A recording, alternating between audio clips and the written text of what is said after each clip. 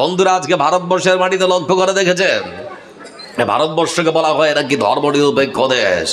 ভারতবর্ষের 25 নাম্বার ধারা আমাদের সংবিধানের শিক্ষা দিয়েছে যে যার ধর্ম পালন করবে, কেউ কারো ধর্মের প্রতি হস্তক্ষেপ করতে পারবে না। মুসলমান মসজিদে সালাত আদায় করবে, হিন্দুরা মন্দিরে ঘন্টা বাজাবে।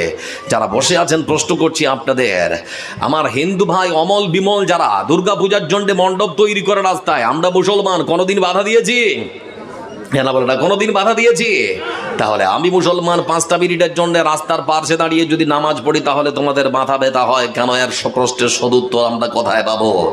এজন্য বলতে যাচ্ছি, আজকে যে সমস্ত নেতাদেরকে আপনারা নেতা মনে করছেন না, এরা শুধুমাত্র আপনার শরীরের রক্ত নিয়ে ঠান্ডা করে বসে থেকে নেতৃত্ব দিতে চায়। এরা আমাদের কখনো নেতা হতে পারে না। আমাদের নেতা একজন বিশ্বনবী মুহাম্মদ মুস্তাফা সাল্লাল্লাহু আলাইহি ওয়াসাল্লাম। যুবক ছেলে, তোমাকে জিজ্ঞেস করছি, তোমার আদর্শ কে? বলে আমার আদর্শ